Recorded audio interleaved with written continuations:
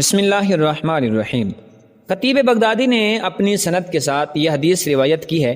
کہ حضور صلی اللہ تعالی علیہ وسلم کی والدہ ماجدہ حضرت بی بی آمنہ رضی اللہ تعالی عنہ نے فرمایا کہ جب حضور اقدس صلی اللہ علیہ وسلم پیدا ہوئے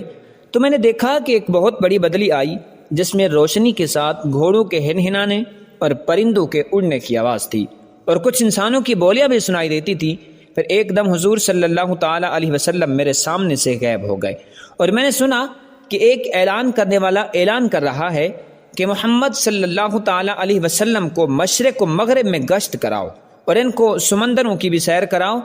تاکہ تمام کائنات کو ان کا نام، ان کا حلیہ، ان کی صفت معلوم ہو جائے، اور ان کو تمام جاندار مخلوق یعنی جن و انس، ملائکہ اور چرندوں اور پرندوں کے سامنے پیش کرو، اور انہیں حضرت آدم علیہ السلام کی صورت، حضرت شیث علیہ السلام کی معرفت، حضرت نوح علیہ السلام کی شجاعت، حضرت ابراہیم علیہ السلام کی خلت، حضرت اسماعیل علیہ السلام کی زبان، حضرت اسحاق علیہ السلام کی رضا، حضرت صالح علیہ السلام کی فصاحت، حضرت لوط علیہ السلام کی حکمت، حضرت یعقوب علیہ السلام کی بشارت، حضرت موسیٰ علیہ السلام کی شدت، حضرت ایوب علیہ السلام کا صبر، حضرت یونس علیہ السلام کی اطاعت، حضرت یوشع علیہ السلام کا جہاد، حضرت داود علیہ السلام کی آواز، حضرت دانیال علیہ السلام کی محبت، حضرت الیاس علیہ السلام کا وقار، حضرت یحییٰ علیہ السلام کی عصمت، حضرت عیسیٰ علیہ السلام کا زہد عطا کر کے ان کو تمام پیغمبروں کے کمالات اور اخلاق حسنہ سے مزین کر دو۔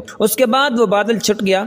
پھر میں نے دیکھا کہ آپ ریشم کے سبز کپڑے میں لپٹے ہوئے ہیں اور اس کپڑے سے پانی ٹپک رہا ہے، اور کوئی منادی اعلان کر رہا ہے کہ واہ واہ، کیا خوب محمد صلی اللہ تعالی علیہ وسلم کو تمام دنیا پر قبضہ دے دیا گیا، اور کائنات عالم کی کوئی چیز باقی نہ رہی جو ان کے قبضہ اقتدار و غلبہ اطاعت میں نہ ہو۔ اب میں نے چہرہ انور کو دیکھا تو 14ویں کے چاند کی طرح چمک رہا تھا اور بدن سے پاکیزہ مشک کی خوشبو آ رہی تھی۔ پھر 3 شخص نظر آئے، ایک کے ہاتھ میں چاندی کا لوٹا، دوسرے کے ہاتھ میں سبز زمرد کا تشت، تیسرے کے ہاتھ میں ایک چمکدار انگوٹھی تھی۔ انگوٹھی کو 7 مرتبہ دھو کر اس نے حضور صلی اللہ علیہ وسلم کے دونوں شانوں کے درمیان مہر نبوت لگا دی۔ پھر حضور صلی اللہ علیہ وسلم کو ریشمی کپڑے میں لپیٹ کر اٹھایا اور ایک لمحے بعد مجھے سپرد کر دیا۔ جو معلومات آپ کے سامنے پیش کی ہے اس کا حوالہ زرقانی علی المواہب جلد 1 صفحہ 113 تا 115 ہے۔ ناظرین، دعا ہے اللہ تبارک و تعالی سے کہ ہمیں اپنے نبی کریم صلی اللہ علیہ وسلم کی نبوت اور رسالت کے صدقے